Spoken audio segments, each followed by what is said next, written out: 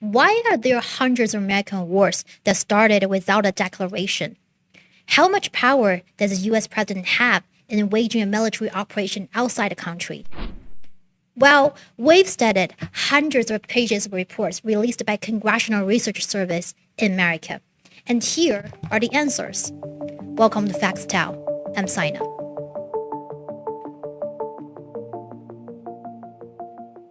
Before we get into that, let me walk you through some of the history. In the summer of 1787, a group of brilliant minds, in fact, 55 in total, gathered in Philadelphia and attended a constitutional convention, which was presided over by George Washington. They drafted a new constitution to replace the Articles of Confederation, and that's why they're later called the framers of the Constitution, who created a framework for government that has survived more than 200 years. What exactly was this framework? The government was divided into three branches: legislative, executive, and judicial. The legislative branch consists of Congress, the executive branch consists of the president, and the judicial branch consists of the United States Supreme Court. In other words, the whole system was designed to protect people's rights and make sure the checks and balance system was in place. As the framers saw, the decision to commit the U.S. to an armed conflict was too big to be left to either side alone. War powers are shared between the legislative and executive organs. The U.S. Constitution empowers Congress to declare wars, authorize hostilities at any level, and fund them, while the president has the power to wage wars as commander-in-chief. That's why we've seen the dominant position of war power dangling between Congress and the president. Two branches all trying to get hold of it. And the balance of authority in initiating war has changed over time.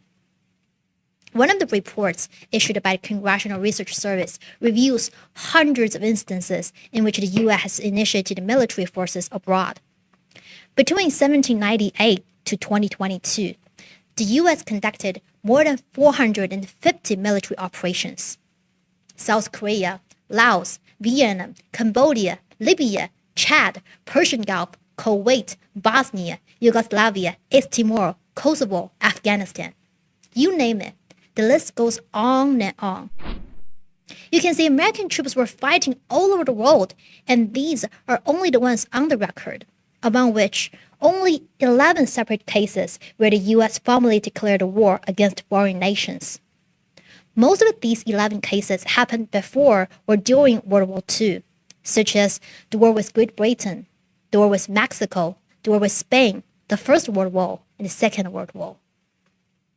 Yet the ones that brought trauma and death to millions of people in recent years went undeclared, including the Korean War, the Vietnam War, the Persian Gulf War, the war with Iraq from 2003 to 2011, the war in Afghanistan from 2001 to 2021. And in countless cases, we saw military officers act without any authorization from Congress, where actions were conducted solely under the president's powers as commander-in-chief. But we're talking about something serious, right? Armed forces, mass destructions, people becoming homeless, and in most cases, innocent people's deaths. Should the process be a big decision for every politician in the country, if not for all the citizens? Especially when most of the American wars were fought thousands of miles away from its borders. They were not even the ones that America essentially had to fight. Should we see politicians on all sides fiercely debating about it, shouting out their views, and then struggling to reach a consensus? Just like how they've tried to pass a budget. But we hardly heard any such news, right? Why is that? And since when the checks and balance system has malfunctioned in the federal government? And the U.S. presidents began to tightly grasp the war powers. According to Council on Foreign Relations in America, presidents have demonstrated greater power to wage wars since the end of Second World War. So here we go. Even if we're talking about wars and protracted military conflicts, U.S. presidents can still ignore Congress. In all honesty, it just starts sounding non-democratic to me. And when we can skip the checks and balance part of war powers, it's doomed that tragedies will happen. By the 1970s, many lawmakers had grown wary of presidents deploying the armed forces abroad without consulting Congress. Then U.S. President Harry Truman committed U.S. troops to the Korean War. Then U.S. Presidents Kennedy, Johnson, and Nixon had overseen the long and controversial conflict during the Vietnam War. Of course, all these wars went undeclared, yet over 36,000 U.S. military got killed in the Korean War, and over 58,000 military fatal casualties were recorded in the Vietnam War. What about civilians? In 1995, Vietnam released its official estimate of the number of people killed during the fight, as many as 2 million civilians on both sides. Shocking numbers, but that's not all. What about a secret bombing conducted under the Nixon administration? In 1970, a total of 3,630 American flights dropped more than 100,000 tons of bombs over the sky in Cambodia. And this operation lasted for 4 years from 1969. Nothing came from Congress, not even a note. Yet, it's estimated that 100,000 Cambodians lost their lives due to this relentless military operation. I mean, it confused me. Are these guys presidents of the United States or just war criminals? Of course, people sitting in Congress were also disturbed by revelations about the Vietnam War and such. So legislative efforts to rein in presidential war powers collapsed during the Nixon time. The House and Senate crafted the War Powers Resolution, which was enacted in 1973, even over an executive veto by President Richard Nixon. The resolution frames it as a means of guarantee that the collective judgment of both the Congress and the President will apply whenever the American armed forces are deployed overseas. To that end, it required U.S. President to consult with the legislature in every possible instance before committing troops to war, and needed to notify Congress within 48 hours of using armed forces.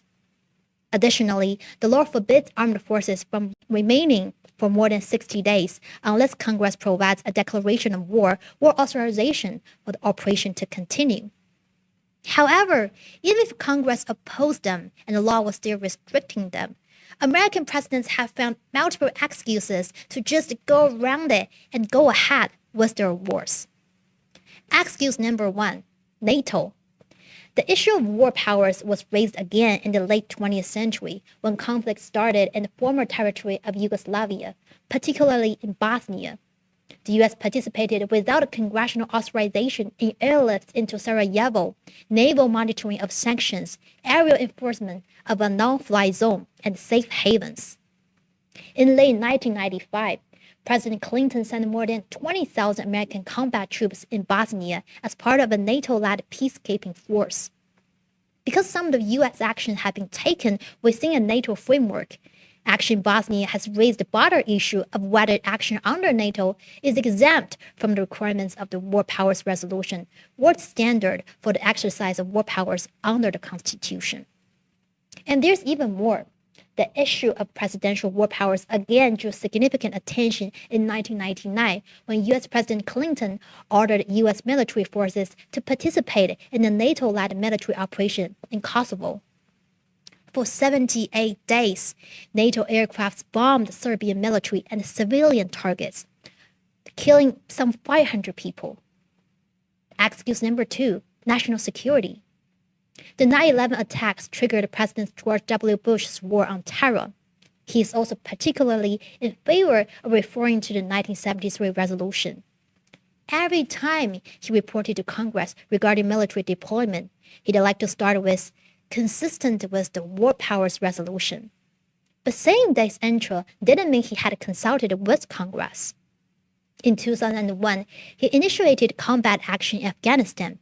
In 2003, President Bush also started the invasion of Iraq. When reporting to Congress, he said, it was impossible to know how long this operation would take in Iraq. So I guess this was a blatantly defined 60-day rule embedded in the War Powers Resolution. It confused me how many civilians' lives have to be taken and homes have to be destroyed to serve America's so-called war on terror. But for wars that lasted decades, I'm sure there is abandoned terror brought on local people. There were also other reasons apart from taking part in NATO or national security to initial bombings. President Trump ordered strikes on Syria because of suspected chemical weapons. I bet the current situation wasn't something the founding fathers of the United States wanted to see at the beginning. So many bloodsheds, so many fatalities. But this is undoubtedly the result of the systematic failure of the checks and balance system of war power. People like Washington, Hamilton, Jefferson, and Franklin crafted the Constitution to protect people's rights rather than taking those from other nationals. They placed the system of checks and balance so that no one branch of the government could monopolize the power of war, which led to tyranny. But right now, we're not seeing a more peaceful world, if not getting worse. Although under Biden's administration, there was no new invasion. But fanning the flames in Ukraine through NATO and inevitably causing Russia-Ukraine conflict has triggered a humanitarian crisis we're all now facing. It is exactly how the United States secretly got involved in so many wars, giving one excuse after another. And presidents fill the war power vacuum with military action at their discretion. Influenced by American foreign policy, election campaigns, partisan politics, and interest groups, these U.S. presidents became the chief legislator and sole enforcers in the field of war. And the one thing we know for now, America's wars won't end anytime soon. That's it for today. Thanks for watching. If you like our shows, remember to subscribe and like. I'm Saina. I'll see you guys next time.